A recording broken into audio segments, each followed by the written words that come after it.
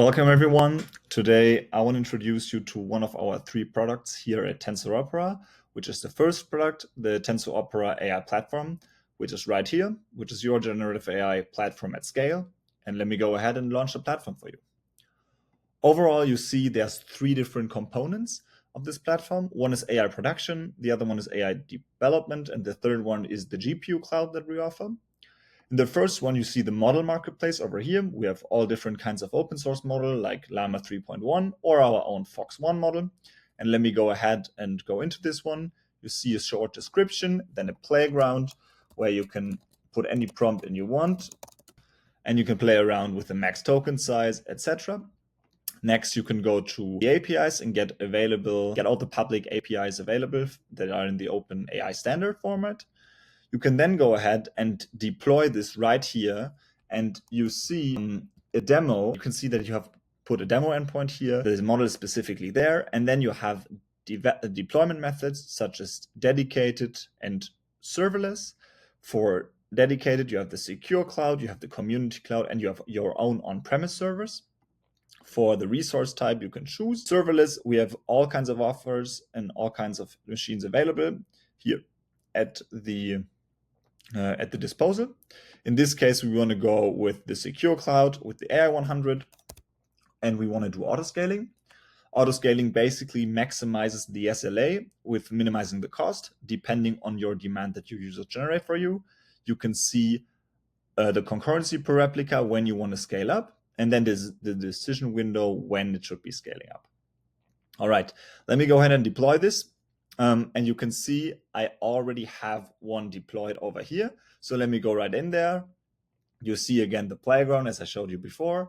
You see the APIs that I showed you before, and you see some system monitoring. This goes up whenever there's real-time traffic. For example, here I put 2 prompts in right before I arrived, and you can see the replicas didn't scale because I didn't enable autoscaling. And you have all types of real-time latency, throughput, and all sorts of system monitoring and metrics over here, as well as GPU metrics. Then I want to go to the prediction logs. You see what were the inputs, and then on the other node was what the output of the model. So you can have human feedback as well. You see the deployment logs over here, the user statistic of who is using it, if you choose to make it public, and the history of the version of the model. Next up, we have the AI agents. On the left, you see you can create your own AI agent, just name it whatever, choose GPT, for example, and then do Wikipedia and let's say archive, and just give it a name. You can add also some files with RAG, and I already have some myself. And here I want to also do the same prompt and let it introduce himself. And this is a machine learning researcher, etc., whatever the prompt I put in there before. And that's for the AI agent creation. Next up, we want to go to AI development.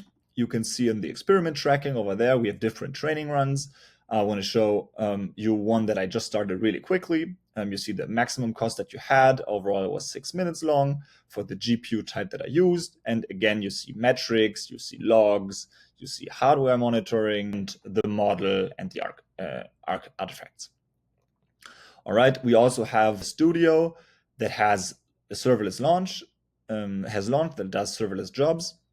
We also have pre-built jobs such as United LLM that is designed by us ourselves. We have Galori, which is memory efficient LLM fine-tuning, and others that you can write on. For federated learning, we have this specifically in our other product over here. And then on the other side, we have the GPU cloud, where you have secure cloud, where you can choose all different types of servers that are displayed here. We have the community cloud that is by our community. And then we have my service, which is on-premise. If you have, let's say, bought your own physical hardware and you want to use that, just with one line command, you have it available. And then you see it over here on the bottom. You can have your own classes as well. And that's already it for our entire platform. I hope you enjoyed it and looking forward to hearing from you.